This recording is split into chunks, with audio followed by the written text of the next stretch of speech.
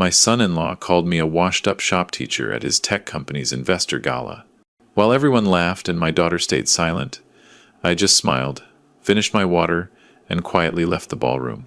What they didn't know was that I'd already done the math on his startup's finances. By the time I reached my car, I knew exactly how to dismantle everything he'd built on lies. Before I continue, I need you to understand something. I'm not a vengeful man by nature. I spent 33 years teaching carpentry and industrial arts at Westmount Technical High School in Montreal. I taught kids how to measure twice and cut once, how to read blueprints, how to turn raw materials into something useful. I never made much money. Teacher's salary in Quebec isn't impressive, but I helped hundreds of teenagers find careers in the trades. Some of them now run their own contracting businesses. That was always enough for me. My daughter Sarah is my only child. Her mother, my wife Claire, passed away from cancer when Sarah was 16. It was just the two of us after that, living in our modest duplex in NDG. Sarah was brilliant, straight A's, scholarship to McGill, degree in business administration. She got a job at a marketing firm downtown, started dating this guy named Derek Holloway about 2 years ago. I met Derek for the first time at a restaurant in Old Montreal. Sarah had been gushing about him for months, successful entrepreneur, founded his own tech company, Harvard MBA. The restaurant was one of those places where they don't list prices on the menu. I wore my good sport jacket, the navy one I'd bought for parent-teacher conferences. Derek showed up 20 minutes late. No apology, just slid into his seat and immediately started checking his phone. He was 34, Sarah's age, with that particular confidence that comes from never being told no. When he finally looked at me, his eyes did that quick assessment jacket, watch, shoes, and I watched something shift in his expression. "Mr. Morrison, good to finally meet you," he said, shaking my hand with the bare minimum pressure. "Sarah's told me so much about you. High school teacher, right?" "Industrial arts," I said. "Woodworking, metalwork, technical drafting." "Ah." He nodded in that way people do when they're already moving past what you've said, very hands-on. The dinner was excruciating. Derek talked about his company, Velocity Tech Solutions, for 40 minutes straight. They were developing some kind of AI-powered logistics platform. His investors, his revenue projections, his 5-year plan to take the company public. Every few minutes he'd throw in a comment about real entrepreneurship or taking risks instead of playing it safe. When Sarah asked me about work, Derek's phone buzzed. He checked it while I was mid-sentence about a student who'd just gotten an apprenticeship. The bill came to $280. I reached for my wallet. I'd brought enough to cover my share, but Derek waved me off with theatrical generosity. "Don't worry about it, Mr. Morrison. I've got this. I know teacher pensions in Quebec are, well, let's just say they're not exactly generous." Sarah smiled at him like he'd done something noble. I drove home that night with my hands tight on the steering wheel of my 12-year-old Civic. It wasn't the money that bothered me. It was the dismissal in his voice, the casual way he'd reduced 33 years of work to not exactly generous. Over the next 6 months, I saw Derek's pattern more clearly. He visited our duplex once Sarah wanted to show him where she'd grown up. He walked through our living room, took in the second-hand furniture, the worn carpets, the bookshelf I'd built myself in 1989. "Cozy," he said, which wasn't a compliment. His parents were worse. Richard and Victoria Holloway lived in Westmount proper, in one of those gray stone mansions that cost $3 million. Richard had made his money in pharmaceutical sales, retired at 55. Victoria sat on the boards of 3 different charities. They invited us for dinner in September. Their dining room had a chandelier that probably cost more than my annual salary. Victoria served something she called deconstructed coq au vin on plates so delicate I was afraid to cut anything. "So, Douglas," Richard said, pouring wine I didn't recognize, "Sarah tells us you're in education." "I teach at a technical high school," I said. "Been there since 1990. Public school." Victoria's smile didn't reach her eyes. How admirable.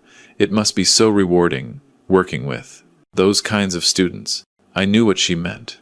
The kids who couldn't afford private school. The kids who'd work with their hands because they weren't going to McGill or Concordia. "Very rewarding," I said evenly.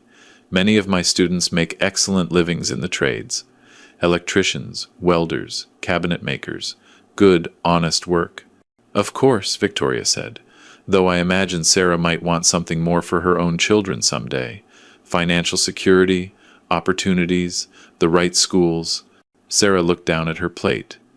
Derek squeezed her hand. Don't worry, he said.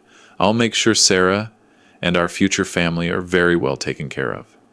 Not everyone can provide that kind of life, but fortunately, I can.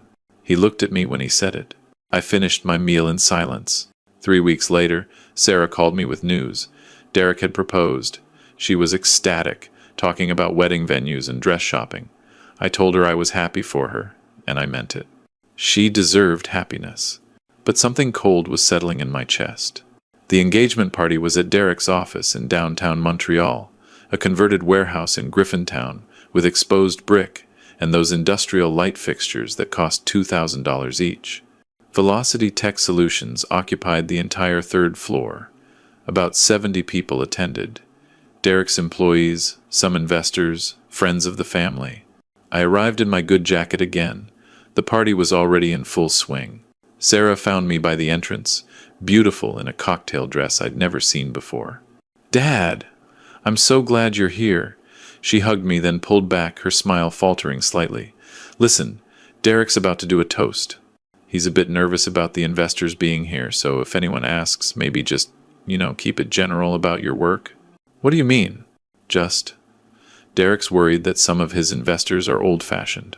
They might not understand that teaching is a respectable career. I looked at my daughter. You're asking me to downplay being a teacher? I'm asking you not to make tonight difficult. She walked away before I could respond. I found myself standing near the bar, nursing a beer I didn't want, watching Derek work the room. He was good at it, moving from group to group, laughing at the right moments, making everyone feel included, except me. He'd nodded once in my direction when I arrived and hadn't looked at me since. Around 8 o'clock, Derek climbed onto a small stage they'd set up. Someone handed him a microphone. Thank you all for being here tonight, he began. The room quieted. Starting a company requires vision. It requires taking risks that other people won't take. It requires, and I can't stress this enough, the courage to bet on yourself when everyone else is choosing the safe path. He paused. His eyes swept the room and landed on me for just a moment. Growing up, I watched my father build a successful career through ambition and calculated risk. He taught me that security is the enemy of greatness. While some people are content with steady paychecks and summers off, entrepreneurs are building the future. Scattered laughter. Someone near me whispered, "Is that a dig at someone?" Victoria Holloway, standing with a group of well-dressed women, said not quite quietly enough, "Well, we can't all afford to take risks when we have modest means. Some people need that government pension." More laughter. Sarah's face went red, but she didn't say anything. She was standing next to Derek's sister, both of them looking at their champagne glasses. Derek continued, "I'm grateful Sarah understands the difference between settling and striving. She could have chosen an easier life, a more predictable path. But she chose excellence." He raised his glass. Everyone applauded. I set down my beer and walked out. No one stopped me. No one even seemed to notice. I drove home through the October darkness, past the luxury condos on the Lachine Canal, past the restaurants where people paid $30 for appetizers, back to my duplex where the porch light was flickering because I hadn't replaced the bulb yet. Inside, I sat at my kitchen table, the same table where I'd helped Sarah with her homework for 12 years, and I felt something I hadn't felt in a long time. Not anger, exactly. Recognition. I'd spent my whole career teaching students to identify problems, analyze structures, find weaknesses in design. Derek Holloway was a structure with weaknesses. I just needed to find them. I went to my basement workshop, pulled out a cardboard box from the storage shelf, and brought it upstairs. Inside were files from the part of my life I rarely talked about. Before I became a teacher, I'd worked for 6 years as a quality control inspector for an engineering firm. I'd learned to read financial documents, architectural plans, compliance reports. I'd helped identify construction fraud twice, contractors cutting corners, billing for materials they never used. I opened my laptop and started searching. Velocity Tech Solutions had a website with a press section. I found 3 articles about their recent funding round. $4 million from a consortium of investors, valuation at $15 million. I spent the next 4 hours reading everything I could find about the company.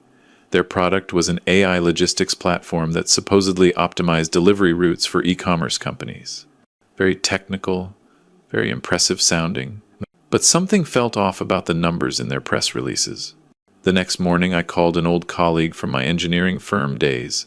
Marcel Tremblay had moved into financial analysis, working for a firm that did due diligence on tech startups. Doug Morrison, he said when he answered. Must be, what, 8 years? 9. Listen, Marcel, I need a favor. You ever heard of a company called Velocity Tech Solutions? A pause. Derek Holloway's outfit? Yeah. They've been making noise in the Montreal tech scene. Why? He's marrying my daughter. I'm trying to understand his business. Ah, another pause. Look, I can't give you proprietary information, but let's just say, if I were doing due diligence on that company, I'd have questions. What kind of questions? The kind where the revenue projections don't match the actual customer base. The kind where the technical specifications sound impressive but lack specifics. You want my honest opinion? Someone who knows how to read financial statements should take a close look at their numbers. I thanked him and hung up. I spent the next 2 weeks becoming an expert on Velocity Tech Solutions. I read every article, every press release, every public filing with the Quebec Business Registry. I found their company documents online. They'd posted some financial projections in a pitch deck to attract investors. And then I found it. A small notation in their revenue recognition methodology. They were booking future contracted revenue as current income. A client would sign a 3-year contract for $60,000 annually, and Velocity would report $180,000 in immediate revenue, even though they'd only collected the first $20,000. It wasn't illegal, technically, but it was aggressive, very aggressive. And if their client retention rate wasn't as good as they claimed, the whole structure would collapse. I dug deeper. I found a message board for tech workers in Montreal where a few former Velocity employees had posted anonymously. Complaints about unpaid overtime, pressure to inflate user engagement numbers, meetings where Derek had told them to be creative with their customer retention statistics. I documented everything. Then I reached out to someone I'd taught 15 years ago. Kevin Chen had been one of my best students, quiet kid, brilliant with technical drafting. He'd gone on to become a software engineer. Now he worked at Shopify in Ottawa. Mr. Morrison, he said when I called. This is amazing. How are you? I'm well, Kevin. Listen, I need some technical advice. You know anything about AI logistics platforms? A bit. Why?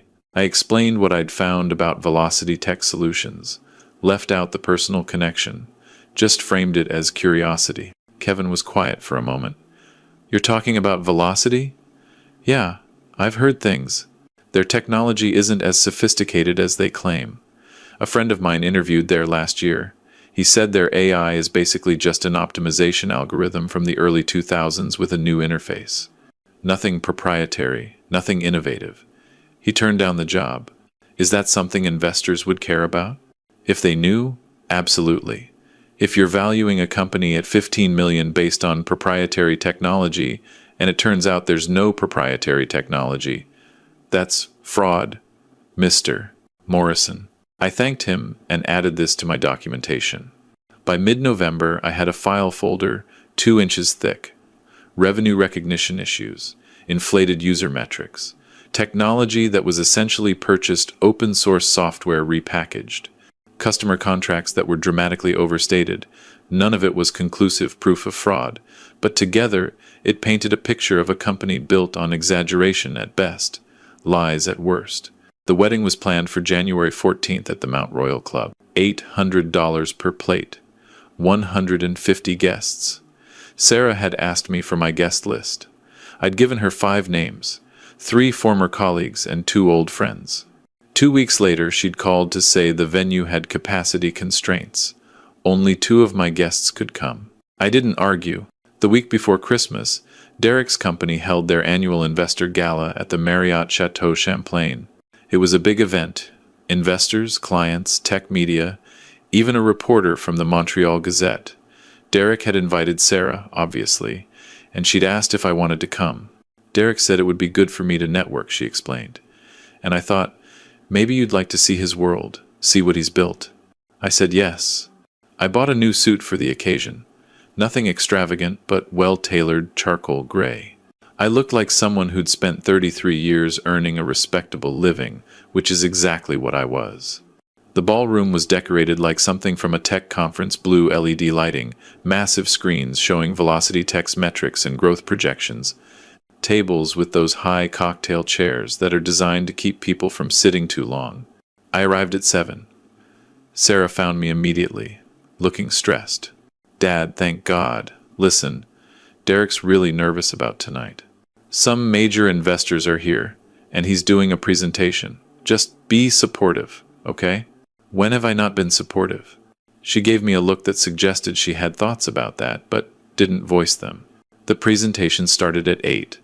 Derek took the stage in a tailored suit that probably cost more than my monthly mortgage payment. Behind him, the screens showed graphs, revenue climbing, user base expanding, market projections that looked like hockey sticks. Ladies and gentlemen, thank you for believing in Velocity Tech Solutions, he began. 3 years ago, I had a vision. I saw a future where artificial intelligence would revolutionize logistics, where small businesses could compete with giants like Amazon, and I had a choice. I could play it safe, take the easy road, accept a comfortable but unremarkable life, or I could take a risk. He clicked to the next slide. I chose risk, because that's what separates entrepreneurs from everyone else. While some people are content with secure jobs and predictable pensions, he paused for effect, and his eyes found me in the crowd. Just for a second, but I saw it. So did Sarah, who was standing 3 feet away from me. Entrepreneurs are willing to sacrifice that security for greatness. We don't want summers off. We want to build empires. Polite laughter rippled through the room. Victoria Holloway was standing nearby with a group of other investors' wives. She leaned toward one of them close enough that I could hear and said, "Of course, not everyone has the stomach for entrepreneurship. Some people need the safety net of tenure and government benefits. No shame in that." The woman next to her glanced at me, then back at Victoria. "Is that?" Sarah's father, Victoria said quietly. "He teaches shop class. Very reliable work, I'm sure." More laughter, barely suppressed. Derek continued his presentation. More slides, more impressive-sounding numbers. At one point he said, "Our Q3 revenue was $600,000, with projections for $1.2 million in Q4. We're on track for $8 million annual revenue by next year." I'd seen their actual filings. Their Q3 revenue was closer to $150,000. The $600,000 included 2 years of future contracted payments that hadn't been collected yet. The presentation ended to applause. People swarmed Derek, congratulating him, asking questions. Sarah went to his side immediately, beaming.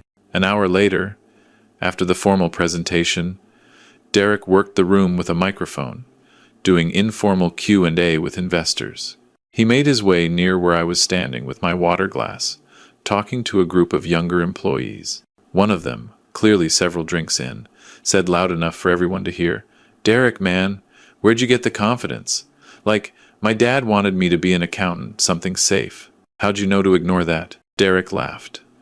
"You have to trust yourself more than you trust other people's fear. My father-in-law, for example," he gestured vaguely in my direction, "spent his whole life in a classroom. Stable, pension, benefits. And look, there's nothing wrong with that. But it's not building anything. It's just maintaining." The group turned to look at me. I was 15 feet away, clearly within earshot. "I mean, look at him," Derek continued, his voice carrying. "He's wearing what, a $150 suit? Driving a car that's older than some of our interns? That's the safe path. That's what happens when you choose security over ambition." Someone in his group laughed uncomfortably. Derek grinned, encouraged. "Honestly, when I first met him, I thought Sarah was joking. My dad teaches shop class. Like, buddy, it's 2023. Who still does that? But hey, someone's got to teach the kids who aren't going to university, right? Might as well be someone who's already given up on real success." The laughter was louder now, Not everyone, some people looked uncomfortable, but enough. Victoria was laughing behind her champagne flute. Richard Holloway, standing nearby, shook his head with an indulgent smile like Derek was a precocious child. And Sarah. My daughter was standing at the edge of Derek's circle, her face bright red. She'd heard everything. She looked at me once, just once, and then she turned away and started a conversation with someone else. I set down my water glass and walked toward the exit, past the LED screens showing false metrics, past the investors who'd swallowed Derek's pitch without questioning the numbers, past my daughter who didn't call after me. In the parking garage, I sat in my 12-year-old Civic and breathed. My hands were shaking not from anger, but from something colder and more focused.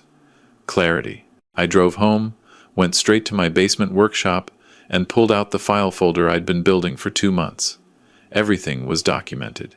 Every discrepancy, every inflated metric, every piece of evidence that Velocity Tech Solutions was a house of cards. At 11 that night, I composed an email. The recipients were the Ontario Securities Commission and the Autorité des Marchés Financiers in Quebec.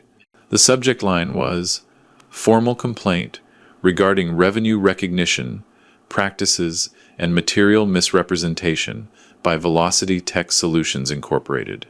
I attached 30 pages of documentation, financial discrepancies, screenshots of deleted LinkedIn posts from former employees, technical analysis from Kevin Chen about the company's non-proprietary technology, comparisons between public statements and actual filed documents.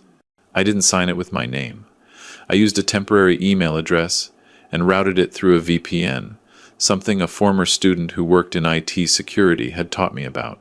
At 11:47 p.m. on December 21st, I hit send. Then I went to bed. Christmas came and went. Sarah invited me for dinner at Derek's condo. I went, brought a gift, said nothing about the gala. Derek was pleasant to me in that distant way wealthy people are pleasant to service workers. Sarah seemed relieved that I wasn't making things difficult. I spent Boxing Day in my workshop, building a jewelry box from reclaimed oak. My hands know this work, measuring, cutting, sanding, fitting joints that will last decades. Honest work. The wedding was 3 weeks away. Sarah had asked me to give a speech at the reception. I'd told her I'd think about it. On January 4th, the article appeared in the Globe and Mail's business section. Montreal tech startup faces regulatory scrutiny over financial practices. It was a small article, easy to miss if you weren't looking. It mentioned Velocity Tech Solutions by name. It noted that the company was facing questions from securities regulators about its revenue recognition methods and whether it had made material misrepresentations to investors. Derek's company issued a statement calling it a routine inquiry and expressed confidence in their financial practices. But I knew how these things worked. Once regulators start asking questions, they don't stop. And when they looked closely at Velocity Tech's numbers, they'd find exactly what I'd found. Sarah called me that evening, her voice tight. "Did you see the article?" I did. Derek's devastated. This could ruin everything. The wedding, the company, his reputation. If his numbers are honest, he has nothing to worry about. A long silence. "Dad, you didn't have anything to do with this, did you?" "Me? I'm a shop teacher, remember? I teach kids how to use table saws. What would I know about securities regulation?" Another silence, longer this time. "I have to go," she said, and hung up. Over the next week, 3 more articles appeared. One in the Montreal Gazette, one in TechCrunch, one in Canadian Business Magazine. Each one cited unnamed sources familiar with the investigation. Each one dug a little deeper into Velocity Tech's questionable practices. 2 of Derek's major investors pulled out, citing concerns about financial transparency. The company's valuation dropped from $15 million to $8 million in less than 10 days. On January 10th, 4 days before the wedding, Derek called me directly. It was the first time he'd called me in 2 years of dating my daughter. "Mr. Morrison, we need to talk." "About what?" "You know damn well about what. The investigation, the articles. This all started right after the gala. Coincidence, I suppose." "Bullshit."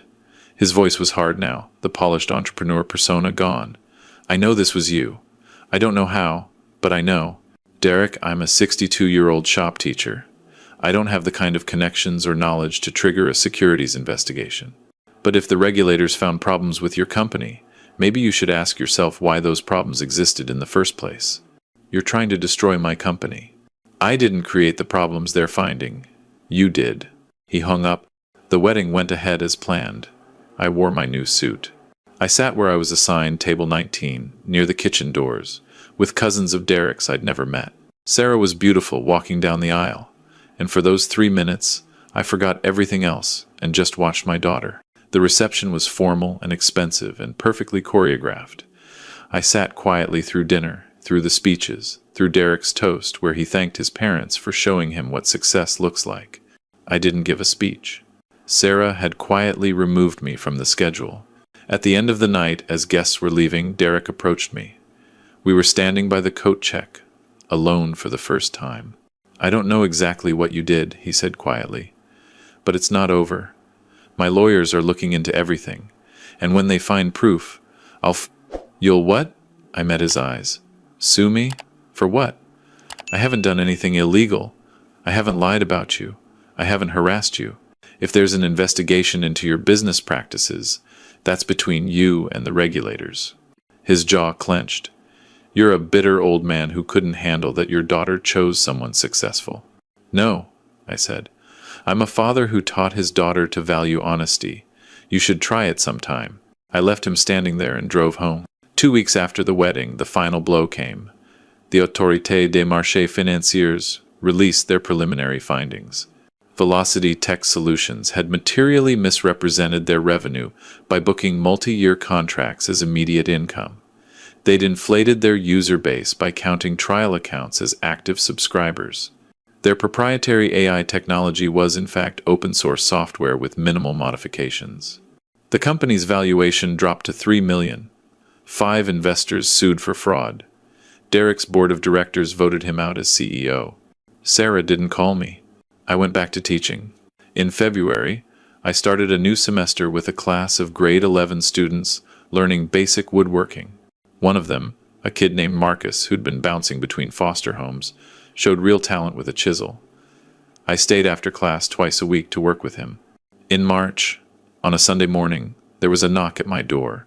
Sarah stood on my porch, her eyes red. "Can I come in?" I stepped aside. We sat in my kitchen, the same table, where I'd done my research, where I'd built the case that destroyed her husband's company. "Derek knows it was you," she said. "He can't prove it, but he knows." "Is that why you're here? To accuse me?" "No." She was crying now. "I'm here because I need to know why. Why would you do that to him?" "Do what? Tell the truth about his business practices? Destroy his career, humiliate him, ruin everything we'd built together." I looked at my daughter, this brilliant woman I'd raised alone, and chose my words carefully.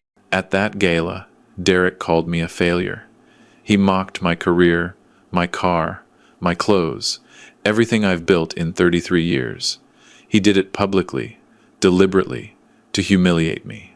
And you, Sarah, you stood there and said nothing. You turned away. She flinched. "I'm not a rich man," I continued. "I never will be. I make $48,000 a year helping teenagers learn skills that will earn them honest livings. I drive an old car and live in a duplex, and I'm proud of that." But Derek looked at my life and saw failure. He saw something worth mocking. "It was just talk, Dad. He didn't mean—" Yes, he did. And worse, his company was built on lies. Those investors who trusted him? He was defrauding them. Those employees who believed in his vision? He was inflating metrics to keep them working overtime without proper compensation. That's not entrepreneurship. That's fraud. So you destroyed him. No, I exposed him. There's a difference. Sarah wiped her eyes. I should have defended you. At the engagement party, at the gala, I should have said something. Yes, you should have. We sat in silence for a long moment. Derek's working for a consulting firm now, she said finally. $45,000 a year. He's angry all the time. At me, at himself, at you. The marriage is barely holding together. I'm sorry you're going through that. Are you, though? I thought about it. I'm sorry you're in pain. I'm not sorry I held him accountable. She nodded slowly. He asked me to choose. Between you and him, my chest tightened. What did you say? I said I needed time to think. She stood, gathering her coat. I'm going to stay with a friend for a while. Figure some things out. You're always welcome here. She paused at the door. I looked into what you did. The documentation you must have gathered. The analysis. The way you filed the complaint so it couldn't be traced back to you. That wasn't the work of a washed-up shop teacher, Dad. That was brilliant. I told you. I teach kids to find problems and fix them. Derek was the problem? Derek's dishonesty was the problem. I just fixed it. She left without another word. I stood at my kitchen window, watching her car disappear down the street, and felt something I hadn't expected. Not satisfaction, exactly. Maybe just peace. I'd stood up for myself. I'd used the skills I'd spent a lifetime developing: patience, attention to detail, thorough analysis to defend my dignity. Derek Holloway had learned that contempt has consequences. 3 months later, Sarah filed for divorce. She didn't call to tell me. I saw it through a mutual friend. But 2 weeks after that, she did call. I'm moving into my own apartment, she said. 2-bedroom in Verdun. I wondered if maybe you could help me build a bookshelf. I remember that one you made for my room when I was 14. I still have the plans, I said. When do you want to start? This weekend? I'll bring my tools. We spent Saturday afternoon in her empty apartment measuring wall space, drawing up plans, cutting wood. She asked questions about joints and finishing techniques. I taught her the same way I'd taught 1,000 students, patiently, thoroughly, showing her how to do it right. At one point, while we were sanding the boards, she said quietly, I'm sorry, Dad, for all of it. I know. Derek was wrong about you, about your work, your life, everything. You're not a failure. You're the opposite of that. I'm a shop teacher. That's all I ever claimed to be. No. You're someone who taught me that honest work matters, that integrity matters. I forgot that for a while. We finished the bookshelf by early evening. It wasn't fancy pine boards with simple joints, but it was straight and level, and it would last. As I packed up my tools, Sarah ran her hand along the smooth wood. Thank you, she said, for this, for everything. I hugged my daughter, and for the first time in months, it felt like maybe we'd be okay. As I drove home that evening, past the gray stone mansions of Westmount where Derek's parents still lived, past the converted warehouses of Griffintown where Velocity Tech's empty office space was now for lease, I thought about something I used to tell my students on their first day of class. Measure twice, cut once, I'd say. And remember, the strength of what you build depends on the integrity of your materials. Use cheap materials, cut corners, ignore the fundamentals, and everything will eventually collapse. But do the work right, with honest materials and careful craftsmanship, and you'll create something that lasts. Derek Holloway had built his company with lies. I'd simply measured twice and made the cut that brought it all down. My hands were steady on the wheel. The sun was setting over Montreal, painting the sky orange and gold. And for the first time since that dinner in old Montreal 2 years ago, I felt like myself again. Not a failure, not a joke, just a 62-year-old shop teacher who'd taught one more lesson about the consequences of disrespect. Tomorrow I'd go back to class. Marcus had a project, do a jewelry box for his foster mother. I'd promised to help him get the dovetail joints right. That was my life. Honest work, honest materials, honest consequences. And I wouldn't change a thing.